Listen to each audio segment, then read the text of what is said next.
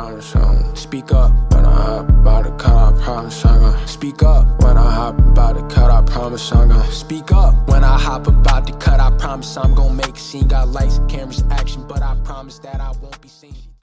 My name is Theodore. My name is and I am Markeisha. about 8 I'm years Mariana, old. You 8? and I'm 10. 9 years. I was diagnosed with 3 years anxiety, old. depression, and Okay, do you PTSD. recall what happened 6 years ago? Okay. Yes. I got taken away. I don't really remember. It felt like I was fighting a losing battle. I felt sad, mad. If there was one thing that you could tell a child going through the same I just thing, wanted okay, to what's fit the in. hardest part about it? Easiest part to deal with? There was a lot of obstacles, but I overcame them. Children, just know that it will be alright.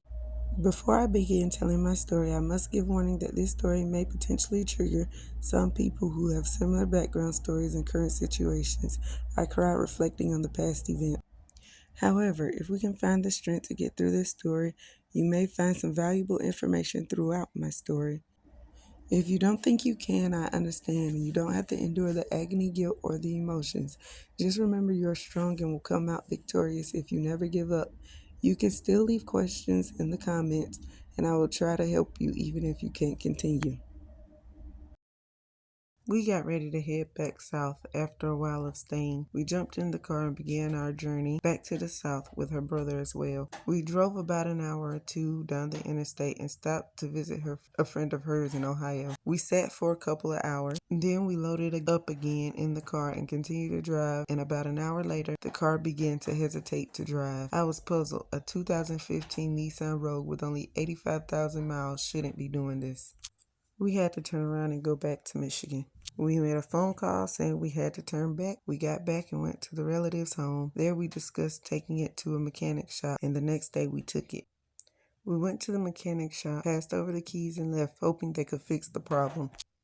A while later, we got a phone call from the shop. The results, the car was in excellent condition and they found no problem. We picked up the car and went back to the house. We sat around looking at each other, perplexing looks on our faces. What to do next? My friend's family in Georgia was ready for her to come home, and I didn't want to take a chance to getting stranded between here and there, but I wasn't going to leave my car. Soon it was settled. She would go by plane. I was staying in Michigan. Her brother and I took her to the airport for her flight home. My plan was once I took her brother home, I'd get a hotel room, but he had other plans and I didn't argue.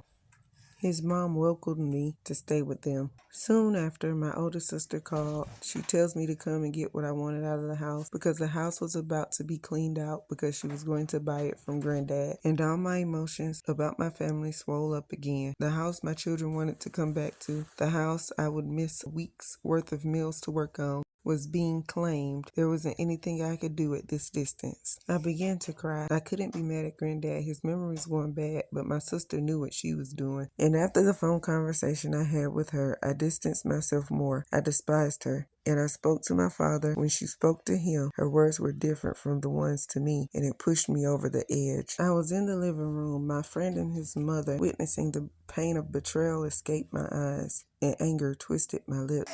That, for me, finalized that family meant nothing that I was taught. And I remember part of an ongoing argument with my daughter's dad preaching forgiveness for my family from me. How dare he ask me to forgive when they watched me fall apart, turned their backs, and do something like this, continuously making things worse and worse. During that argument, I told him I'll forgive them when I get my kids back, but until then, they are no kin to me, and I lived by it. I no longer had family.